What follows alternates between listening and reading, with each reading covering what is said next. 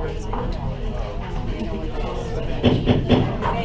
right, we'll go ahead and get the meeting started. Can we have the roll call, please? Chairman Blair J. Siglin. Here. Vice Chair William Richards. Here. Secretary Treasurer Jean Ellen Wright. Here. Commissioner Georgie Mastix. Here. Commissioner David Parker. Here. Executive Director Manuel Amira. I'm here. Board Counsel Greg Pickens. Here. Mr. Chair, we have a quorum. Very good. Can we rise for the pledge of allegiance? I pledge allegiance to the flag of the United States of America and to the republic for which it stands, one nation, under God, indivisible, with liberty and justice for all.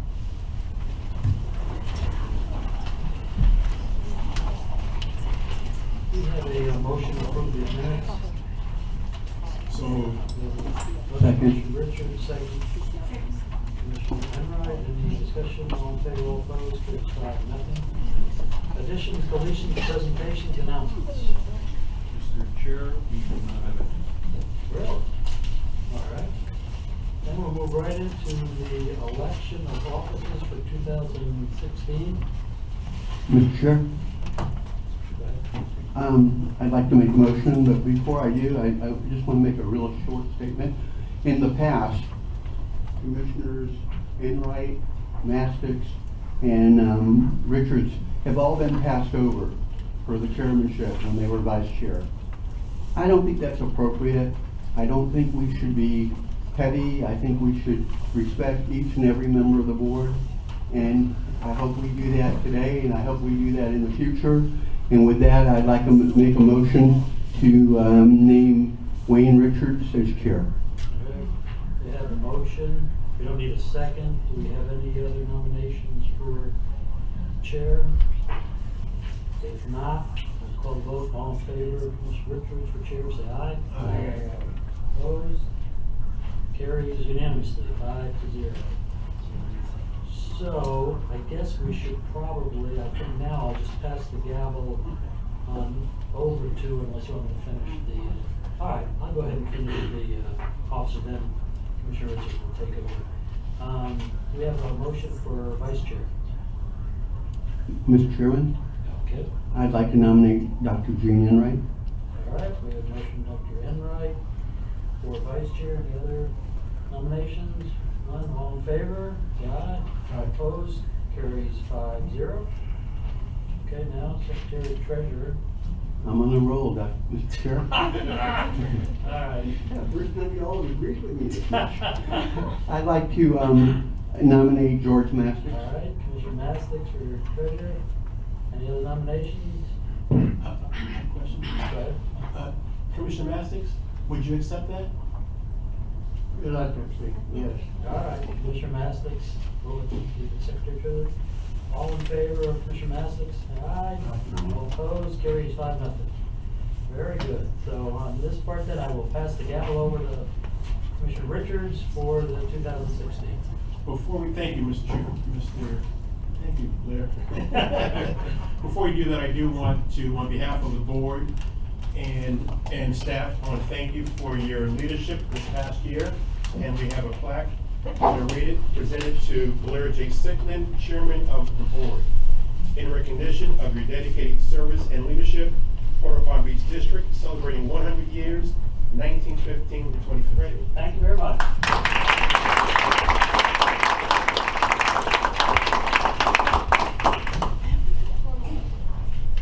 Thanks. Thank you, Blair. We had a public comment card on, we had two on D1. We have James Keller and Dawn Pardo. Do you, either of you still wish to speak?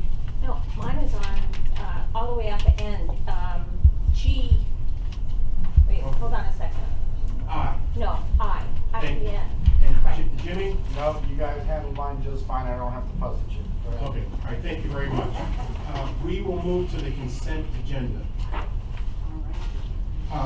There are no committee, no announcements, committee reports this morning.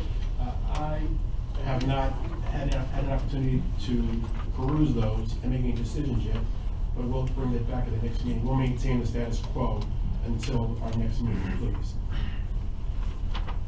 Moving on to the consent agenda, Mr. Chairman, please. I'd like to pull, E6 and E7. Would you like a full discussion, Commissioner? No, very good. That's, do we pull anything else? May we have a brief discussion? Are you any questions? Just on E6, I had mentioned this to Mr. Hearn in the past. In the contracts coming up in a month or two, we have a number of novel Nolan contracts, like I think 14. And I just wondered if we might be able to consolidate them and get a better price. Obviously, if having 14 different contracts is a better price, so yeah. Also, you know, our contract with Diligent, I gotta tell you, I love these little iPads, I love being able to write the notes, I love everything about it. But $10,000 just seems like an excessive amount of money. I wonder if we couldn't go out and do a request for proposals or something, see if we could get a better deal, because it just seems very expensive. That's all. Ms. Summer? Mr. Chair, with regards to nozzle, No. we'll look into that, that's not a problem. With Diligent, we did go out, I was reminded this morning by staff, that we did go out and had 3 bids. This was the lowest, Diligent was.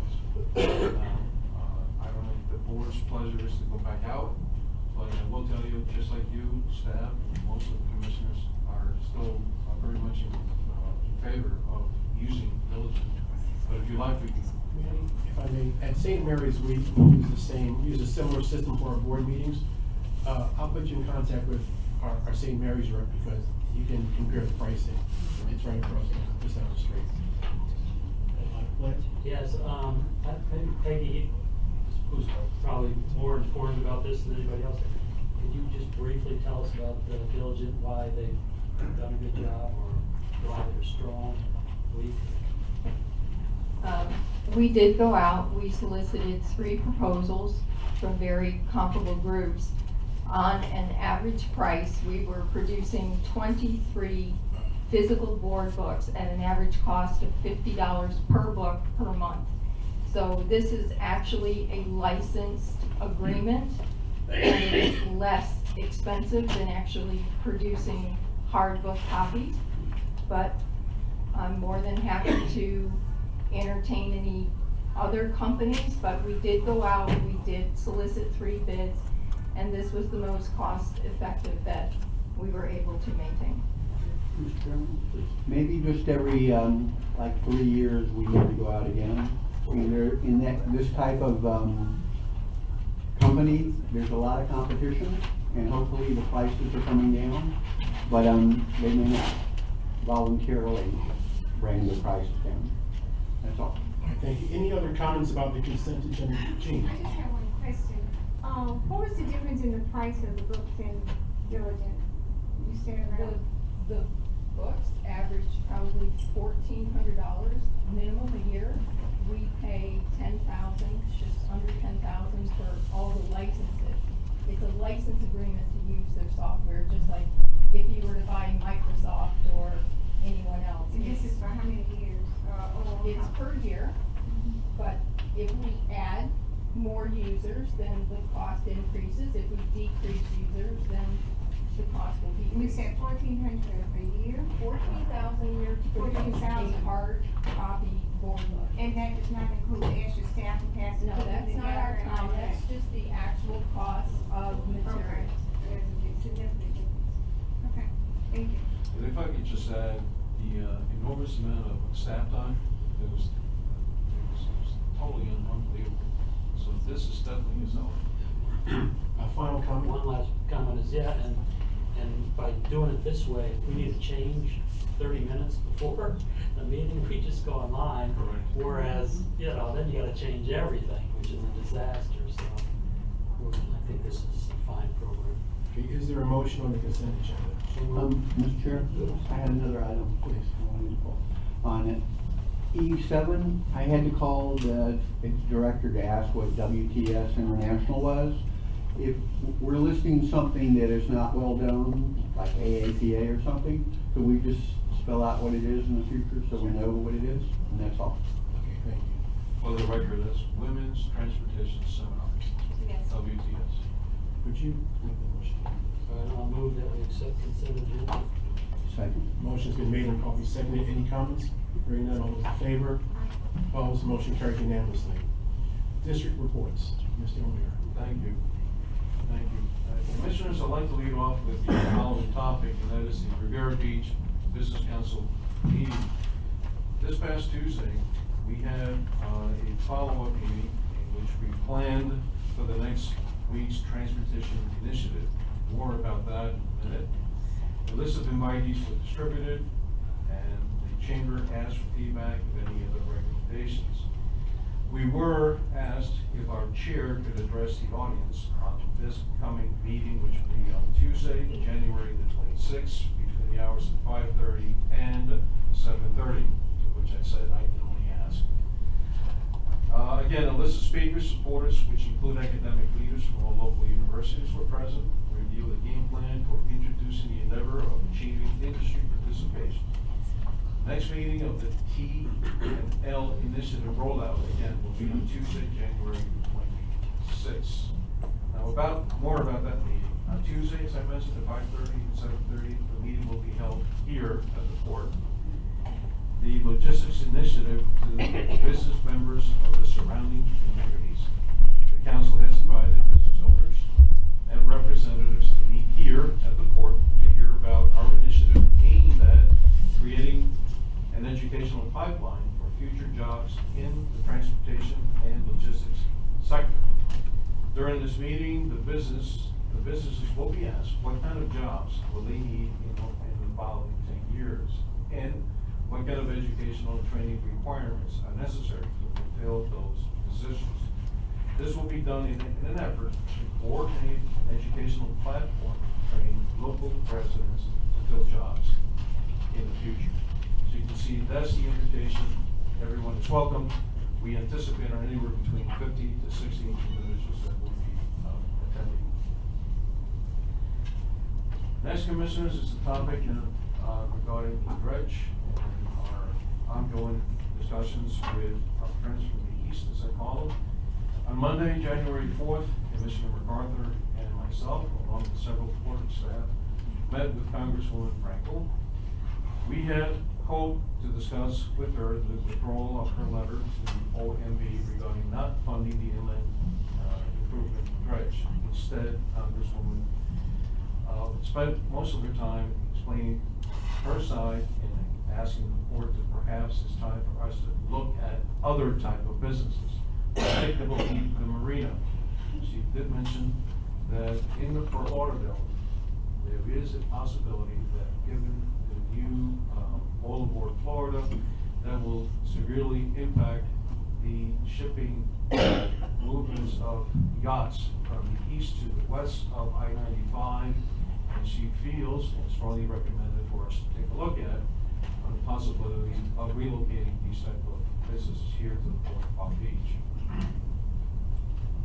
Additionally, on Thursday, January the 15th, there was another meeting at the port with the Inland Coalition. We had hoped to present our concept of a scaled-back inland improvement dredge. While the coalition said they support the port in receiving its annual maintenance dredging, they again were mentioning that they fully support our new dredge, which you'll hear more about from Tom in about another 10 minutes or so. So we will be monitoring this particular dredge more so than the previous ones. Why?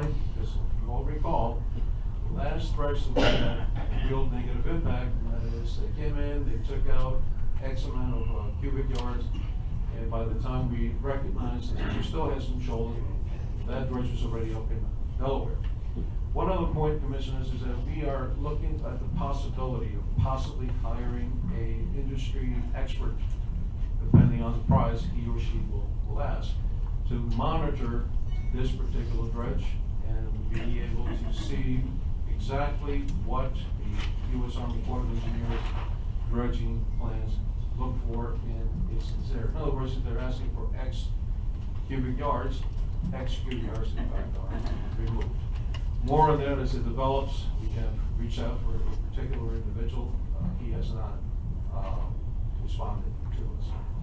Mr. Chairman? Mandy, one thing about the dredge, I presume it hasn't changed in all these years, is that the dredge basically, Tom would know this, basically monitors every cubic yard of sand that comes out anyway. I mean, are we just saying we don't trust their, numbers, or what would this person exactly do? What we're hoping to do or accomplish on Commissioner is to make sure that all the Ps, Ts, Qs, and everything else has been followed to the T. Now, what would normally happen, and again, Tom will get into more specifics, but prior to the dredge, there will be some soundings out there to find out exactly where we are. Well, that's part of the dredge, that's part of Army Corps of Engineers. What we like to do is, during that dredge, is have our own sounding examples out there to make sure that there are no spots that have somehow skipped. Keep in mind, this will be a two-phase. First, most likely will be the inlet and then the turning basin. In the event that the inlet does have some high spots, and while they're working on the turning basin, if we are able to identify it, then we can communicate with the ship's captain and go back and clean what needs to be done. Unfortunately, we have not done that in the past. We just totally relied on the Army Corps of Engineers. And as I mentioned, the last time we had this, you recall, we weren't very, very successful. And that's the private one, that's the one that we had to pay over $300,000 for. It seems though they may have taken the right amount or amount of material out, but possibly not in the correct areas. That was essentially what they told us. And they also said we ran out of money. That's how much money it was. Yes, sir. At that meeting, some interesting points came out, and particularly troubling was the fact that we didn't know what the Army Corps had done in the past. We have actually asked for the statistics now of their figures for the level before and after the dredging. And what was pointed out at the meeting is, you have in each area of the fort, you have 33 or 41 plus 2. Well, we don't know if they've ever gone down to 33 plus 2 or 41 plus 2. But the question arises that if we can actually hold their feet to the fire and require them to do what is already permitted, then we could see what impact that has on future shoaling. If shoaling is still a problem, we haven't lost anything. If it addresses or greatly minimizes the problem with shoaling, we may be able to have an easy solution, and our partners, and they're not all to the east, they're all around, but our partners to the east, and also Congresswoman Frankel's office has said they will help us hold the Corps accountable and to get what the port is entitled to. And as Manuel said, I don't think unfortunately, we haven't done that in the past. And at least that would give us a clear threshold, but we have to get those statistics first, and then we have to try to ensure that they do the maximum amount permitted so that we can see what the true impact is on our operations. And if like I say, if it's successful, if it makes a real difference, then everybody's a winner. If it doesn't, we haven't lost anything. So it's really, to me, a win-win. Thank you. Commissioner Wright. I guess my question, Commissioner MacArthur, did you all address the one area that dealt with safety, and not all the other things, but that just one little portion? That's the only significant portion, is for them to be able to make the turn, not all the other little things. We agreed to disagree on that. Okay. Okay. All right. Thank you. Do we have a motion in a second? No, we're still on. Okay. All right, Manny, please. So good. All right, next I'd just like to bring everyone up to date on a new type of vessel and the new alternative fuel. You'll see the picture in a minute. This is the Sea Star vessel, the brand new Marlin class container ship built in San Diego. It's been deployed between Jacksonville and Puerto Rico. But you'll notice in the bottom right-hand side of the picture, you'll see 4 trucks. Actually, there are 4. And what they're doing is they're loading LNG onto this particular ship. What's very, very interesting about it is not only is this an alternative fuel, but this gas was actually transported via truck, something very, just like that type of truck, from Macon, Georgia, by road, by highway, by I-95, all the way to Jacksonville. Very successful, nothing drastic, so comparing LNG to CNG is comparing night and day. And I say that only because it's, obviously we are working on the CNG type of fueling capacity here at the Port of Palm Beach. So the technology's out there and it'll continue to be what it is. So we anticipate not having any difficulties whatsoever. All right, port promotional presentations. We did have the Palm Beach Central High School provided with a presentation and a celebration tour of the ship. Boynton Beach Rotary Club that happened today. The upcoming will be the Singer Island Association presentation of port security that will take place on Monday. North Palm Beach, this is the aforementioned meeting, the North Palm Beach Chamber of Commerce Logistics and Transportation Initiative kickoff, that's Tuesday. Mr. Paul Zielinski's not with us, however, he is attending a CFO award. He is one of the finalists for CFO of the Year. We wish him all the luck in the world. The maiden voyage of the Emperadora, which is actually what we call the Empanada, which is it actually happened, not determined, it actually happened in Singapore today as we speak. This is a service, weekly service between Port and Freeport. What else do I have? Upcoming events, of course, if you need more information on community grants, it's under E10.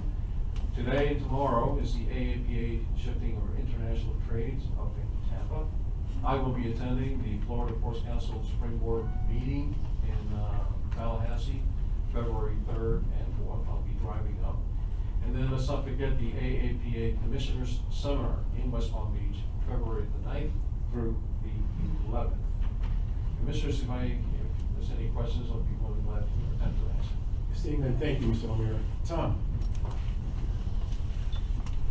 Our engineering report. Good afternoon, Commissioners. In addition to my report, the Army Corps of Engineers awarded the Palm Beach Harbor Maintenance and Advanced Dredging Maintenance to Great Lakes Dredge and Dock Company on January 14th. The total amount of the award was $5,352,650. The contract duration is 74 calendar days from the notice to proceed. That is expected to be issued at the pre-construction conference on February 1st at 2 p.m. here at the Port Executive Offices. The first operations that will occur is the Army Corps of Engineers will conduct their benchmark bathymetric surveys. The contractor will mobilize and work on putting the pipe in and the outfall pipe onto the beach so the material will go onto the beach. The dredging should begin by the end of February or the beginning of March. I have asked Sharisha, our project manager from the Army Corps of Engineers, to make a maintenance dredging presentation at the February 18th meeting.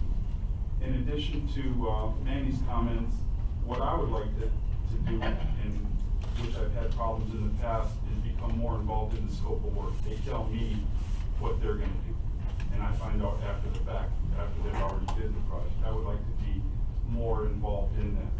I would like to see some of the intermediate dredge results from the contractor and from the Army Corps of Engineers. And the funding. On this dredging event here, our initial funding is we had $3.2 million from the President's budget. They had an additional $700,000 for a total of $3.9 million. Where did the extra $1.4 million come from? Carl and I were talking to Sharisha yesterday and to Tim Murphy, and basically they won't tell us.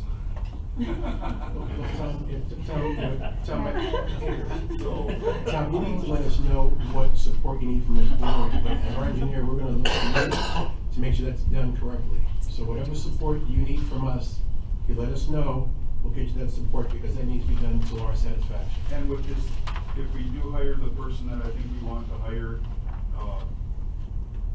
he would be a big help because he knows the ins and outs of the Army Corps. We'll look to you to tell us what you need at the appropriate time. Commissioner Sigley? Yeah, I'm just gonna say, could you, just briefly show us, just so we know where most of this is gonna be, could you point, go over there, and just so everyone can see exactly what we're. Most of the shoveling occurs just inside right in here, in that area. So if we get that all cleaned out, back here, it usually pretty much maintains at the -33, all the way down here. In the turning basin, last year, they didn't do anything in the turning basin, and we had some high spots in the turning basin. And that was what I thought was a problem, because the pilots, you know, they will wear both built-in suspenders. They'll put us on restrictions for something in the turning basin also. All right, so this year, as the chairman said, basically you're gonna be a little bit more proactive. I know in the past you always have been, but this year, you know, they're not leaving until, you know, especially spend $5 million, that we should get everything. We should get everything we get, the whole harbor should be. Yes. when they're Very good. All right. Moving on, we had a sinkhole developed at the corner of State Road 710 and Avenue E. A typical repair that would occur in the past would be saw cut the pavement, excavate the material around the pipe, pour concrete color around the damaged pipe, fill the hole, replace the pavement section and the striping. And this would all cost us somewhere between $40,000 and $50,000. Well, this time we tried something different. We pumped into the void a non-toxic, environmental friendly mixture of chemicals, which expands to 20 times its original volume. It then mixes with the sand to form a very hard and very stable material. The contractor then used a different slurry under pressure to raise the pavement grade close to its original elevation. The total cost of this repair was $4,600, which is about 10% of the cost. Right now, we're keeping an eye on it, seeing if there's any other problems with it, but so far it looks really good. Seems like a good solution. Last week, we completed some structural maintenance on our passenger loading bridge, AKA the White Elephant. We cut out and replaced some old members. We are completing this in a cost-effective fashion by using the Ironworkers Local 402 to help us out. This gentleman in the picture, that's Daniel Brandt, did an excellent job. And you can see the final product, what he completed there. The berth one, we received the inspection report from CH2M Hill. It recommends that the seawall be programmed for replacement within 5 years. Currently, there are 11 holes in the seawall that they also recommend that they be plugged. With the assistance of the maintenance department, we're going to put pucker patches to fill the holes. We're going to put splash stone, which is a coating to place over the steel patches to protect the steel. And if there are any voids behind the wall, we're going to fix them with the same material we fixed with the sinkhole on Avenue E. This will all be completed in-house, with a cost savings of approximately $50,000 to $100,000. For my last item, the water. Mr. Chairman, could you tell us what Tucker patches are? Forgive my ignorance. Tucker patch is you have a piece of metal, and you have a hole drilled in it. You're going to have another smaller piece of metal in the back. You stick the smaller piece of metal back with a bolt through it. You put that piece on there, and you just put a nut on top of it. Okay, thank you. Is that good? Yes.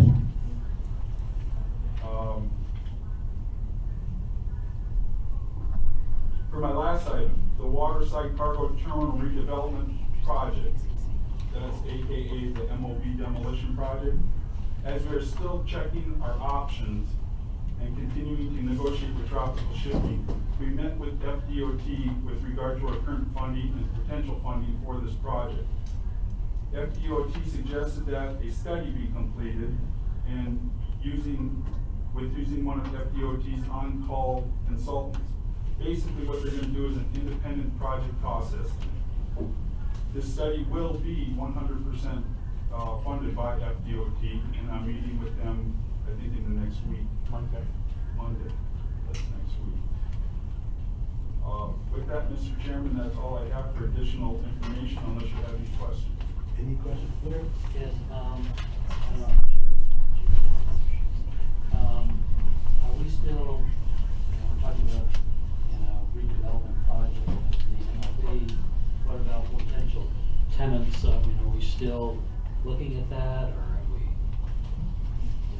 done away with that, or where are we on that? Are you gonna mention later, or now, or where is it? Commissioner, the property has not been listed with a realtor. That is a directive that I would need from the board. If that's something that the board would like to have me do, I'm happy to do it. I have been working with local realtors. They're aware that the facility is going to be vacant. But as I said, it's not currently listed. What kind of feedback have you received from these realtors or from the industry? It's been somewhat varied. Majority of the realtors indicate that in order to fill the building, you would probably need more than one tenant.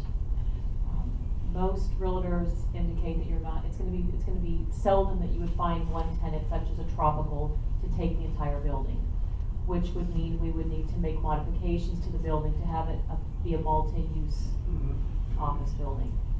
And there would be some cost involved in that. Jean, you have a comment? I guess my comment is that, you talked to several realtor companies, or just one? No, I've talked to several, and they're realtors that I've dealt with over the years, here locally in Palm Beach County. Have you received any feedback on the cost of advertising and the percentages and things of that nature? Certainly, and those are all things that I'm happy to share. Yeah, and I believe next month, as early as next month, the board will get more information from staff with regard to other potential uses for that site. There's a lot going on, a lot of moving parts, and I think next month we may get an update on this. That's correct. Yeah, so we don't want to take action now, but there's more is coming. All right, thank you very much. You're welcome. Mr. O'Meara, the government affairs report? Yes, obviously Mr. Pinsky's up in Tallahassee. He wanted me to stress the fact that our port bill, House Bill 1437, continues to move along without any objections. And the other point that he wanted me to share with the commissioners is the potential of increasing the FESTA fundings from 15 million up to 25 million annually. That seems to be moving or sailing along quite well. The others, just particularly Senate redistricting, I'll just read one sentence where it says, short of any valid redistricting court challenges, it appears that Palm Beach County has settled its state Senate district. So, for lack of a better word, that's what he said. Redistricting is very much done. Oh, you mean for this, yes. I'm just reading what's up. The Senate announced today that they're not going to appeal, so it is done. It is done, yep. That's all I have from Mr. Pinsky. Commissioner Henry. Before Mr. Pinsky was here, he mentioned some funding from the governor, and you gave Governor Rick Scott the information when he was in Newport Beach, and I'd like to know if you've got any feedback on that. We have, Commissioner, you're referring to Mr. Pinsky's initiative to possibly $5 million. Right, and you gave him a letter in the information. That is correct, to the governor. The governor turned around and gave it to the FDOT. Okay. FDOT came to us and were asking what the need and what sort of process. So we're still pursuing it, and I have not received any other information from Richard Pinsky. But they have the rationale and why we need to have it, and Sure. we haven't submitted it as of today? We submitted it in a letter. Now we're waiting for FDOT to come back to us. In fact, what FDOT came to us with was asking more questions. We had a meeting with them prior to this past meeting that we mentioned. They brought in their railroad expert. We explained to him, as well as the young lady that's representing FDOT District 4, why there will be a need for additional fundings in order for us to achieve what we want, which is A, replacing of all the rails and the possible expansion inside the port. So let's wait and see. All right, hearing nothing else, thank you. Mr. Levine. Item G1 is the grant funding for the FDOT, from the FDOT for the master plan update. I anticipate an actual work order with CH2 on Hill to be presented at the February meeting. Currently, this has not been negotiated. 5 years ago was our last master plan update. The total cost of the project was $203,400. I requested $250,000 from FDOT just to be sure we had enough to cover the project. The funds are 50-50 funds. The port's cost would be a maximum of $125,000. The Board of Commissioners is respectfully requested to approve the joint participation agreement with the FDOT, adopt the corresponding resolution, and direct the executive director to return 6 executed agreements and 2 executed resolutions to FDOT for processing. Is there a motion from this board or comment? From any comments? So moved. Second. A motion has been made and properly seconded. All those in favor, please say aye. Question? Under discussion. Tom, so in other words, today we're just doing, the update for the capital budget, basically, but we're not like selecting anyone or? We're not selecting anyone, this is just the funding. We didn't have any Okay. funding in our original budget for master plan update. This is the funding Carl and I worked with FDOT to get. Why didn't we have any money in our budget for it? We have money in the budget. We have money in the budget. Our portion of it, Our yes. portion, yes. Yeah. But we Oh, didn't- yeah, that's what But we I'm- wanted to yeah. get the matching funds. Well, obviously. Right, right. But I know, you said we didn't have any money in the budget for our, I think you meant for our No. portion. Yeah. I'm sorry. That's okay. Okay. Anything else? All right, all those in favor? Aye. Opposed? Motion carries unanimously. Thank you, Tom. Commissioner, item G2 is the slip 2 Ro-Ro ramp trench drain repair project. We advertised that project on November 29th. We held a pre-bid meeting on December 10th. Bids were due on January 5th. The project budget was $20,000. For that $20,000, I estimated that we could complete approximately 75 linear feet of trench drain repair for this year, and then next year we could do another section. We received 1 bid. It was from West Construction, and it was in the amount of $39,675. Port staff is respectfully requesting that the board reject the bid and direct staff to re-advertise the request for proposals for this Is there a project. motion? So moved. Second. Motion made and properly seconded. All those in favor, please say aye. Aye. Opposed? Motion carries unanimously. Thank you. We'll go back to the drawing board. Mr. Pickens. Yes, this is an update with regards to the status of the Palm Beach Maritime Museum issues. First, let me refresh everyone's recollection. There is a Palm Beach Maritime Foundation, and it is the owner of the Palm Beach Maritime Museum. The Palm Beach Maritime Museum, separate entity. Palm Beach Maritime Museum is the owner and operator of the charter school that you've heard referenced. In the past, it's the tenant under a lease from the city of West Palm Beach for Curry Park. And it is the tenant under a lease from the Port of Palm Beach for the Peanut Island facilities we refer to as the Coast Guard Station. The foundation, the parent company, has filed a bankruptcy. If you remember, there was litigation between the foundation and the museum as to who the proper members of the board were. So that litigation was going on. The bankruptcy stopped that litigation. It's an automatic stay is the term that's used. So that stops that litigation for the time being.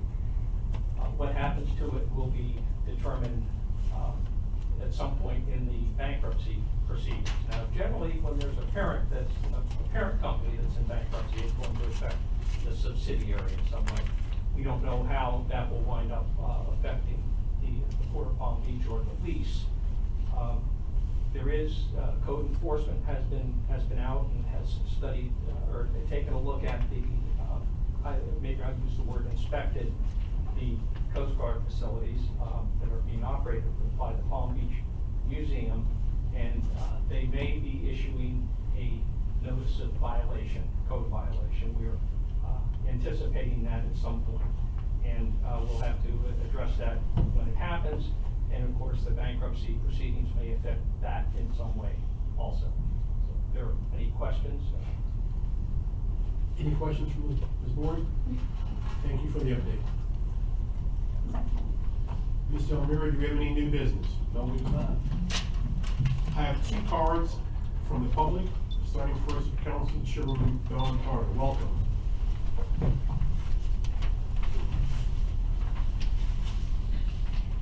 Thank you very much, and congratulations, Mr. Chair and Ms. Vice Chair. I am Dawn Pardo. I'm the chairperson of the Riviera Beach City Council. I apologize I wasn't able to make the last meeting. I was out of town. But I'm here today to thank you, Chair Richards, and Peggy, and a lot of your staff members for participating in my toy drive. For the past 11 years, I've had a toy drive in the city of Riviera Beach. And, you know, I have a lot of businesses that participate and a lot of residents that participate. And every year, we're able to provide toys to about 500 children in Riviera Beach. And this toy drive, it's not a free-for-all toy drive. There's an application process, and we really make sure that the toys get to the most needy in the city. So I just want to say that I truly appreciate that the port participated this year, and hopefully you'll become, you know, a standing member of this toy drive, because it's a great thing for the community. So I just, again, thank you very much, and you know, I truly appreciate it, and I'm sure, you know, the children in the community appreciate it. Thank you. All right, thank you. Ms. Bram, please. Mary Bram? Welcome, Ms. Bram. We haven't seen you in a while. Good to see you. Good to see y'all.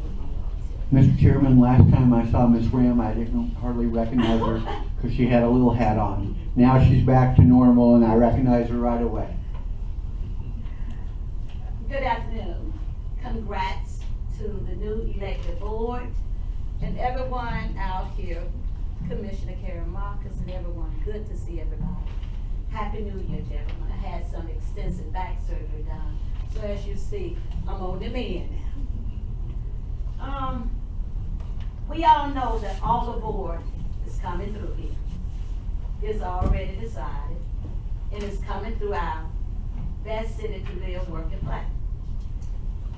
As we look at your signage, at the entrance from MLK, which is Dr. Martin Luther King, the lettering there, you have the Port of Palm Beach, but it is so small there, and the landscaping needs to be done over. The landscaping is really not, you know, it's not an eye-catching thing. So I would like to bring that to the Port of Palm Beach, since you do reside in the city of Riviera Beach. So if you have not taken a look at that, I would like you as a collective board to please look at that and correct that. Because on that corridor there, we do have new things that will be coming into our city. So, and we do want to make every entity in the city of Riviera Beach as far as our catch. Because like I say, all the board is coming through. And we want them to really see who Riviera Beach really, really is. Okay, so I really would like for you to take that into consideration. We will look into that, absolutely. Thank you. And FDOT, we know that FDOT is coming through too. And the traffic from all the way from Military Trail on down to the Beeline, when you get up in here, the traffic now is a little bit slower. You know, our traffic is backed up because they're laying those lines and stuff. And we do have state patrol there between Australia there. The traffic completely gets backed up there. So I'm just bringing that to everyone's attention so that the port as a body will continue to work with FDOT pertaining to our city to make everything work so that everyone can move in and move out as fast as possible. We do know the work that will be proceeding from our striding up to the Dixon. We know that we are in that phase there. So put on notice with the port that you all stay engaged. That's the word, to stay engaged. Commissioner Pay McCarthy, I thank him from what I see, coming to the Riviera Beach City Council, meetings. That's what the body does in order to make it work, you know, so that everyone can dialogue and do the things that need to be done in order for the port versus the city, because we work together and not against each other. So hats off to your Commissioner Pay McCarthy for doing his job in attending those meetings. So I thank you. So once again, Happy New Year to everyone, and take into consideration everything that I say and do is out of love and respect. Thank you. Thank you, Ms. Brim. Seeing no further comments, we'll go to the board. Starting to my left, Commissioner Mastix. No comment. Commissioner Enright. Happy New Year. Commissioner Sickland. Commissioner McCarthy. Nothing? We're gonna have an exciting year. We're going to continue to move the port forward and work with our neighbors. We're gonna turn it up and have some fun at the same time. Our next meeting is Thursday, February 18th at 4 p.m. We're adjourned.